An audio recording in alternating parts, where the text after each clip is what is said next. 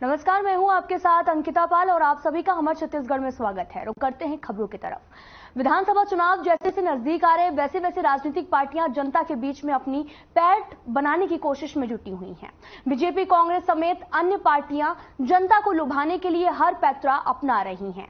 वहीं अकलतरा विधानसभा सीट पर सभी दलों की निगाहें हैं और सवाल यह है कि अकलतरा की जनता किसे अपना राज सिंहासन सौंपती है। देखिए इस रिपोर्ट में।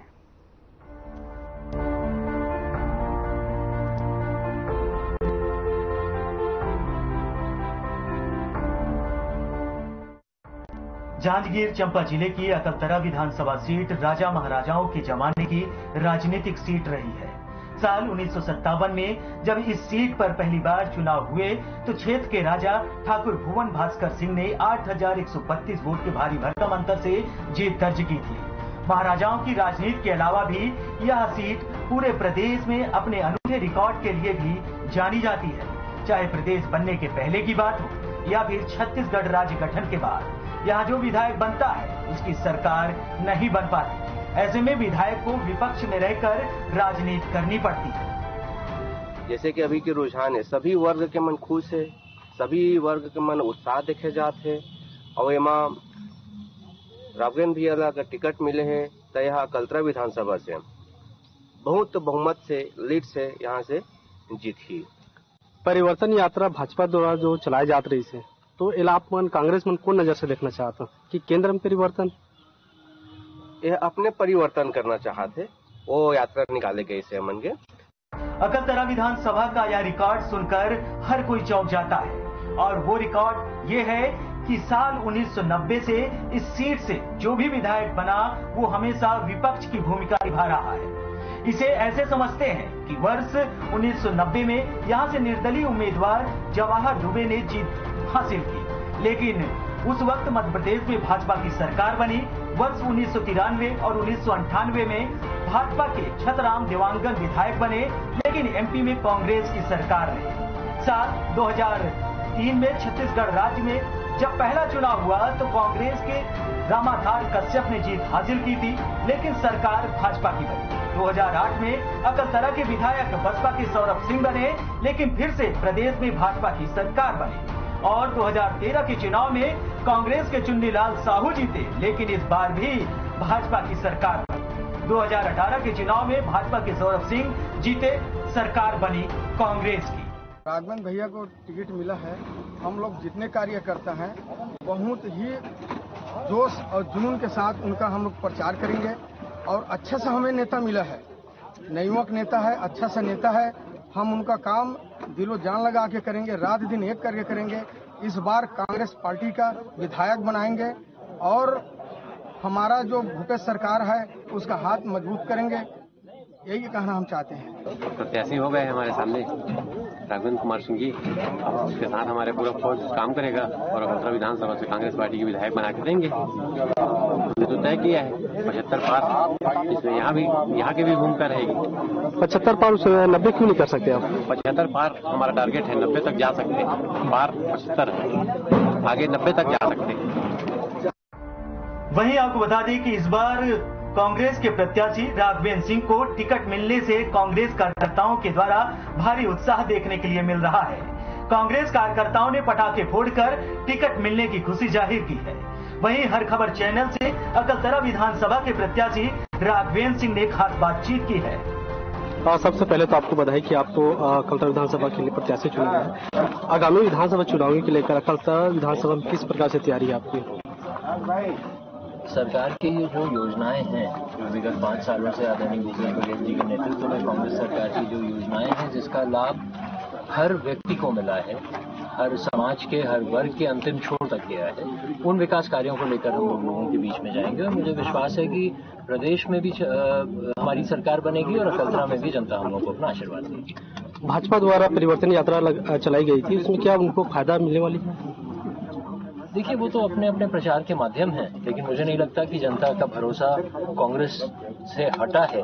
कांग्रेस को ही जनता अपना आशीर्वाद देगी और भरोसा कांग्रेस पर ही है।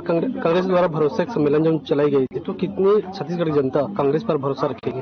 आप यदि भरोसे का सम्मेलन देखें तो हर जगह जिस तरह से लोग आए थे, जिस तरह से लोगों ने अपना भरोसा दिखाया है, मैंने शुरू में ही एक बात कही कि हर वर्ग और हर समाज के लोगों को किसी न किसी योजना का लाभ मिला है। तो कहीं ना कहीं वो भरोसा बरकरार है, कांग्रेस पार्टी पर बरकरार है, शीर्ष नेतृत्व पर बरकरार है, आदरणीय भूपेश बघेल जी पर बरकरार है और जनता हम लोग को अपना आशीर्वाद देगी। ऐसा क्यों होता है कि चुनावी समय आते हैं लेकिन मुद्दा वही चला रहता है जनताओं की?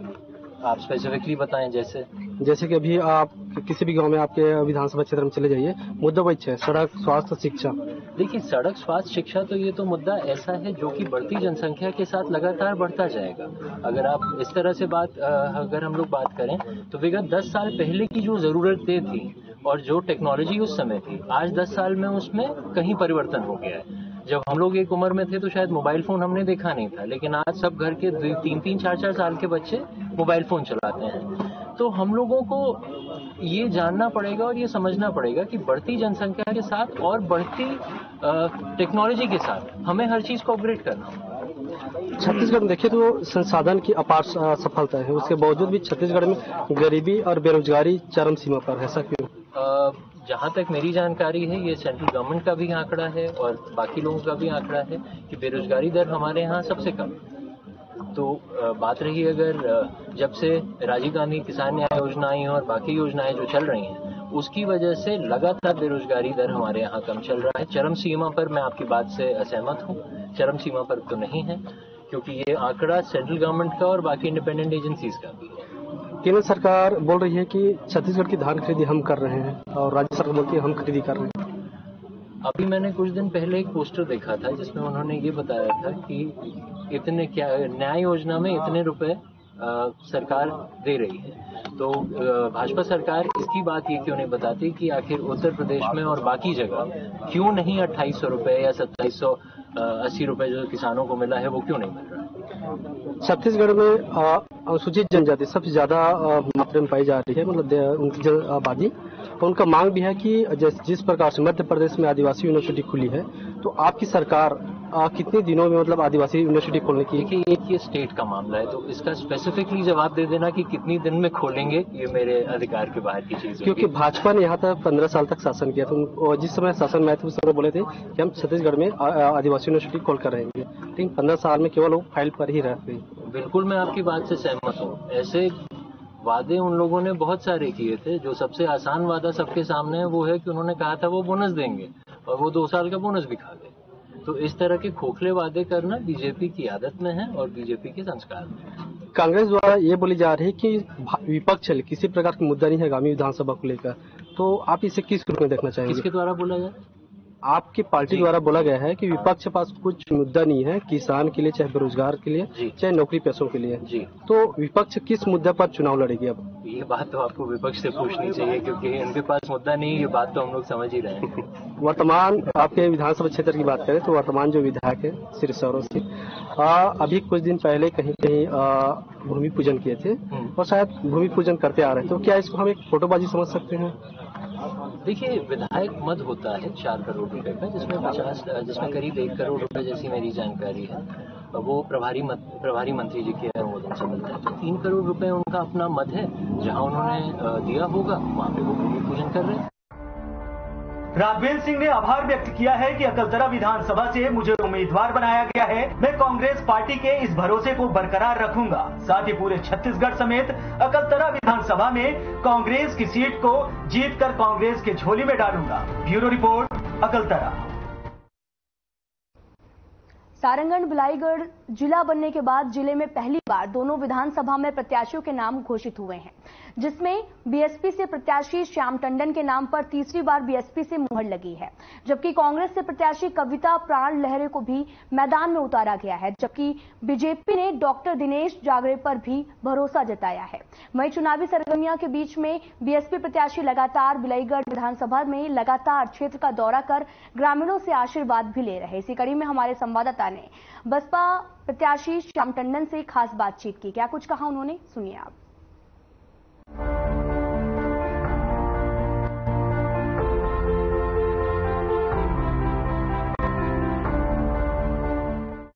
छत्तीसगढ़ में आगामी विधानसभा चुनाव को लेकर सभी पार्टियां कमर कस चुकी हैं और अपने प्रत्याशियों को मैदान में मोर्चा संभालने के लिए उतार चुकी हैं। ऐसे में अगर बात करें सारंगढ़ बिलाईगढ़ जिले की, तो जिला बनने के बाद पहली बार ही दोनों विधानसभा में प्रत्याशियों के नाम घोषित हो चुके हैं, जिसमें बीएसपी अपने प्रत्याशी श्याम टंडन के नाम पर तीसरी बार मुहर लगाई, जबकि कांग्रेस ने प्रत्याशी कविता प्राण लहरे पर भरोसा जताया है।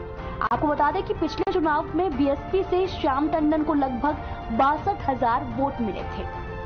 छत्तीसगढ़ में विधानसभा चुनाव की बिगुल बज चुकी है और सभी पार्टी जो है लगभग प्रत्याशी घोषित कर चुके हैं। इसी कड़ी में आज बिलाईगढ़ विधानसभा के बसपा प्रत्याशी जी के पास अभी मौजूद हैं। आइए जानते हैं उनसे कि चुनावी माहौल किस तरह से चल रहा है और रणनीति आगे इनकी क्या है। जी, आपका बहुत बहुत स्वागत है हमारे चैनल में। बहुत बहुत धन्यवाद। आपके चैनल के माध्यम से मैं समस्त क्षेत्रवासियों का अभिनंदन करता हूँ। बसपा पार्टी द्वारा जो है आपको विधायक प्रत्याशी तीसरी बार बनाया गया है, क्या कहना चाहेंगे? निश्चित रूप से बहुजन समाज पार्टी इस पूरे छत्तीसगढ़ और भारत के अंदर गरीबों, किसानों, मजदूरों के हित में अपना आवाज बुलंद करने के लिए बहुजन समाज पार्टी का गठन हुआ है और 2013 से मुझे इस बिलाईगढ़ के लोगों की सेवा करने के लिए प्रत्याशी बनाया था और 2013 में लगभग हम लोग 37,000 वोट इस क्षेत्र के मतदाताओं ने मुझे दिया और 2018 के चुनाव के लिए मुझे पुनः प्रत्याशी बनाया। तो इस क्षेत्र के मतदाताओं का आशीर्वाद मुझे 62,000 वोट के रूप में मिला और अभी आने वाले 2023 के चुनाव में मुझे पुनः प्रत्याशी बनाया है। मुझे उम्मीद है कि हमारे इस क्षेत्र के मतदाताओं ने मुझे लाखों वोट देकर इस बार आशीर्वाद प्रदान करेंगे। किन मुद्दों को जो है लेकर के जनताओं के बीच में पहुंच रहे हैं? आज पूरे गांव में चाहे वो सड़क, बिजली, पानी, शिक्षा, व्यवसाय, रोजगार का अपार समस्या है, किसानों का सिंचाई का समस्या है। आज भी किसान अभी भी इस लास्ट एक पानी के लिए बहुत सारे गांव में फसल जो है नुकसान हो रहा है। तो सिंचाई की किसानों की मेन समस्या है, बेरोजगारों की समस्या है और गरीबों के साथ खास करके बहुत सारी परेशानियां जुड़ा हुआ है। जनताओं की अगर बात की जाए तो किस प्रकार से समर्थन मिल रहा है आपको? मैं लोगों के बीच में जा रहा हूं, लोग लंबे समय से मुझसे परिचित हैं और मैं लंबे समय से उनके सुख दुख में आने जाने के कारण उनसे जुड़ा हुआ हूं। तो लोगों की अपेक्षा है कि श्याम टंडन इस बार हम लोगों के लिए अच्छा एक प्रतिनिधि बन सकता है और इसलिए वो लोगों ने दिल खोलकर मुझे समर्थन दे रहे हैं। कांग्रेस सरकार जो है पिछले चुनाव में जो वादे किए थे, कितना लगभग पूर्ण हुआ है? लगभग उनका वादा कहें तो उसमें कहीं कोई ना तो निराश्रितों को 1,000 पेंशन देने का बात किया, वो भी नहीं हुआ, ना ही बेरोजगारों को भत्ता देने वाली बात आया। तो उसमें 4.5 साल निकलने के बाद लास्ट महीने में गांव के 1-2 व्यक्ति को बड़ा मुश्किल से किसी को बेरोजगारी भत्ता दिया गया और ना ही वो रमन सिंह का बोनस दिए, ना ही चिट फंड का पैसा वापस हुआ और ना ही शराबबंदी हुआ। तो लगभग देखा जाए तो उनके बहुत सारे ऐसे घोषणा पत्र है जो पूरे झूठे निकले। बिलाईगढ़ विधानसभा में फोकस किस तरह से रहेगा?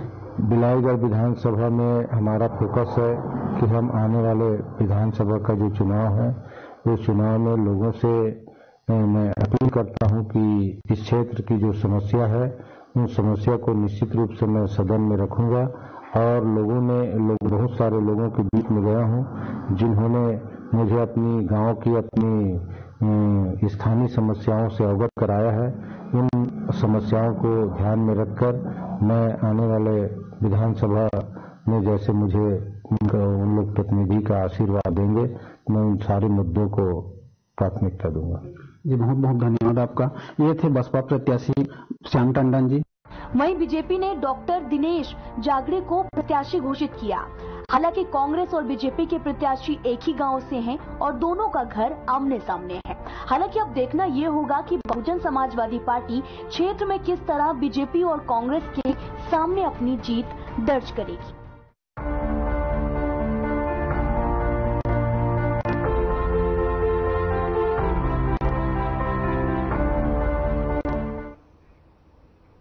तो वहीं छत्तीसगढ़ में 90 विधानसभा सीटों पर चुनाव होना है।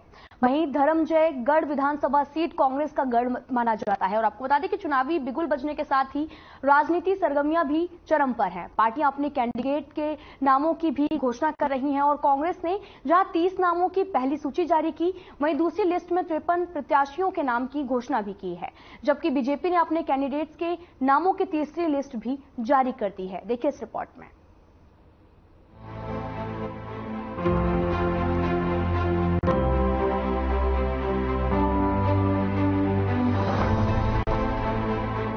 धर्मजय प्रदेश में चुनावी बिगुल बजने के साथ ही राजनीतिक पार्टियों में हलचल तेज है। बीजेपी ने पहले दांव चलते हुए कई सीटों पर अपना प्रत्याशी घोषित कर दिया है। वहीं कांग्रेस ने अधिकांश विधानसभा क्षेत्र के लिए अपना उम्मीदवार मैदान में उतार दिया है। परिचित हैं महोदय, और यहाँ किस बाबत आए हैं आप? मैं ग्राम पंचायत कार्यकला का एक किसान हूँ और किसान होने के नाते मैं मुख्यमंत्री का जो योजना चला रहे हैं हम, जैसे कि हमारे धान खरीदी में मतलब दे रहा है, मतलब जैसे पहले 15 कुंटल था, 20 कुंटल किया है और हम लोग जोर से बोलिए। हाँ। और हम लोग का रेट बढ़िया दे रहा है, इसलिए हम लोग सब खुश हैं। बहुत हमारे गरीब किसान मतलब सब खुश हैं और हम अभी आगामी चुनाव के लिए मतलब पंजा छाप को ही हम वोट करेंगे। किसानों के हित के लिए और हर वर्ग के हित के लिए जो कार्य किया है उसका धन्यवाद देने के लिए हम लोग विधायक के माध्यम से एकत्रित हुए हैं। हर प्रकार के जो पिछली सरकार थी उसमें जो से बोलिए ना। हाँ। पिछले कार्यकाल में जो रमन सरकार था और अभी भूपेश सरकार के कार्यकाल में जो किसानों को फायदा आय का स्रोत हुआ है। पूज्य का मेरा नाम ज्योतराम है, ज्योतराम राठिया, और यहाँ हम मामा श्री लालजीत सिंह को बधाई देने आए हैं और भूपेश बघेल जी को बधाई देने आए हैं यहाँ पे। थोड़ा जोर से बोलिए। हाँ जी।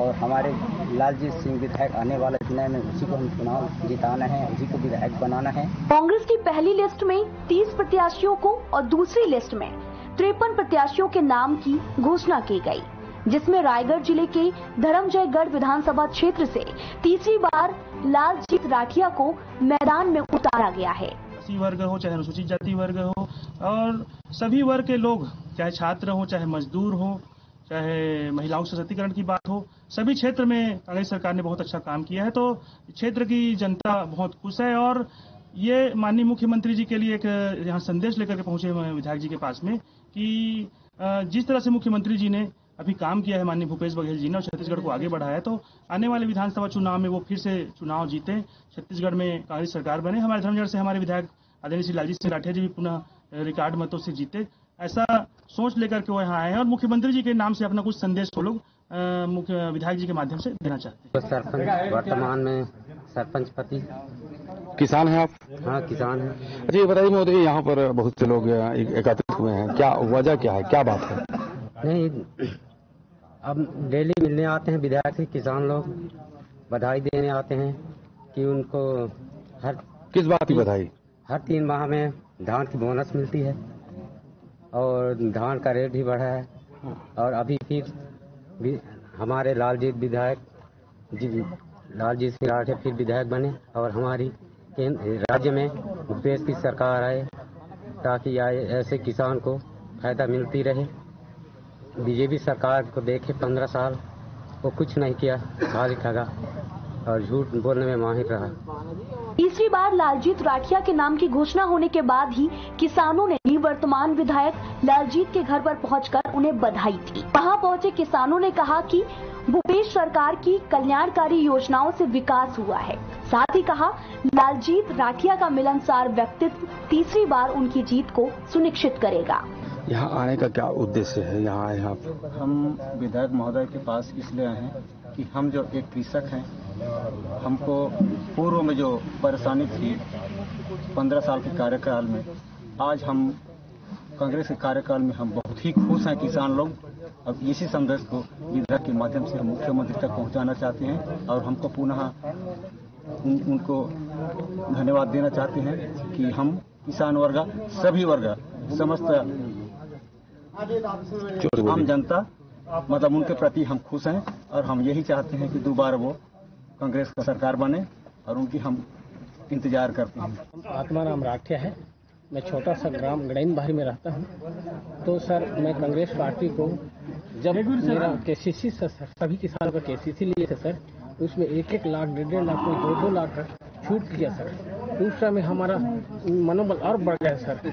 हम थोड़ा गरीब थे सर, वो छूट हो गया तो हमको और लाभ मिलने लगा। फिर खेती किसानी किए सर, तो हर साल सर धान की भाव बढ़ाते गए, तो उसमें हम धान बेच करके सर अच्छा फायदा उठाए सर। इसलिए सर मैं कांग्रेस पार्टी को वोट देता हूँ और मेरे लालजी भैया के साथ में रह करके मैं उससे मिल करके वो कहते हैं उस काम को उठाता हूँ और करवाता हूँ सर।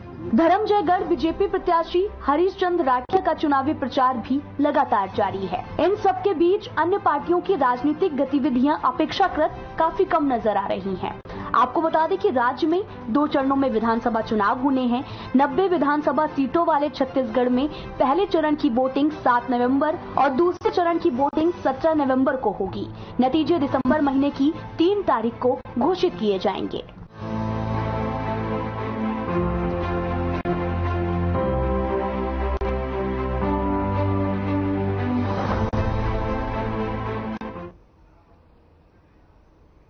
बस्तर में 1 दिवसीय प्रवास पर आए केंद्रीय गृह मंत्री अमित शाह शहर के लालबाग मैदान में पहुंचे, जहां उन्होंने जनसभा को संबोधित किया। वहीं उन्होंने वर्तमान सरकार पर कई आरोप भी लगाए हैं और कहा कि इस बार छत्तीसगढ़ से बीजेपी की सरकार बनेगी। गृह मंत्री ने भी जनता से अपील करते हुए बस्तर जिले के तीनों बीजेपी प्रत्याशियों के लिए वोट की भी मांग की है।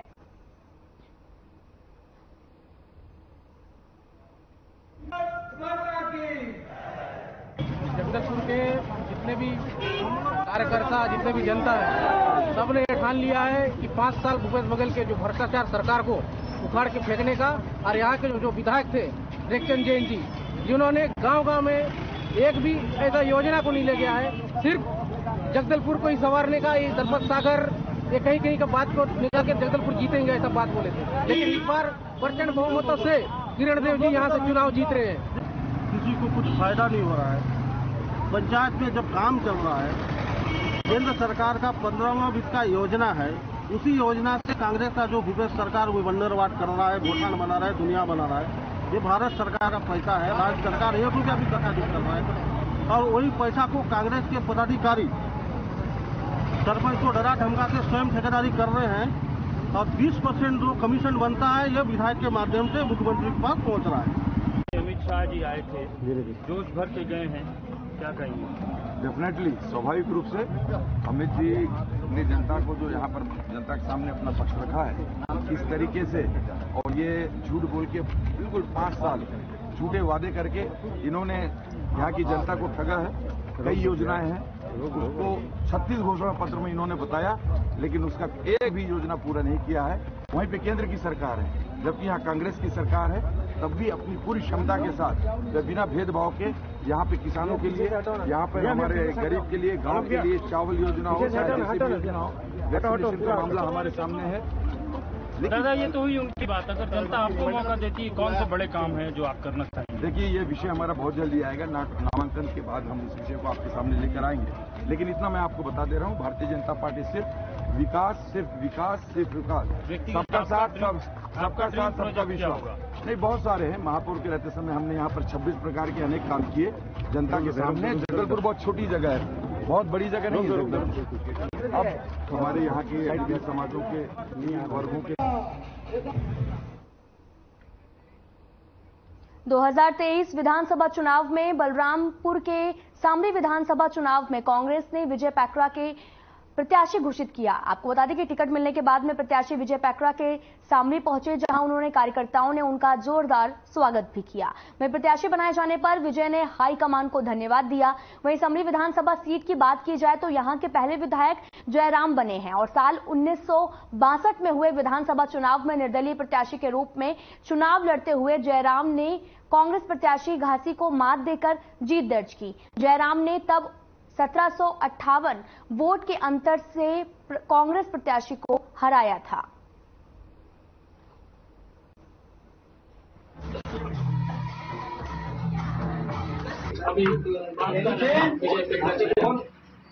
आपका शामिल विधानसभा से टिकट मिला है कांग्रेस से, तो आपका क्षेत्रों का जनगण का विश्वास लेके आपका विजयी बनाएंगे? जी, सबसे पहले तो आपको धन्यवाद। मैं क्षेत्र की जनता को भी बहुत बहुत धन्यवाद देता हूँ। इसी जगह पर मुझे पहुँचाया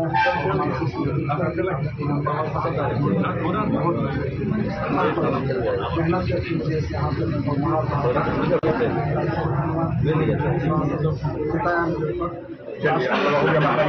मौका मिले बहुत बहुत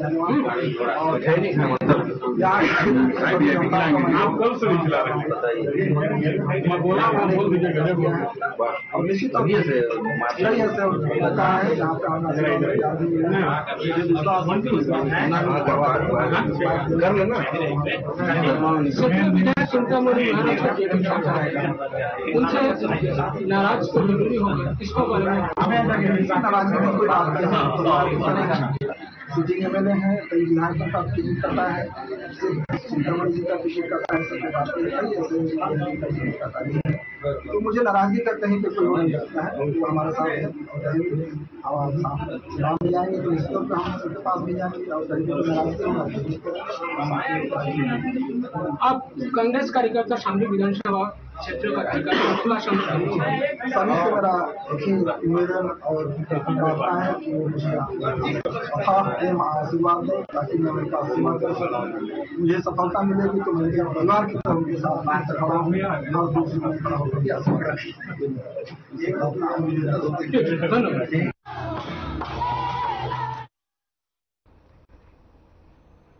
फिलहाल इस बुलेटिन में इतना ही। नमस्कार।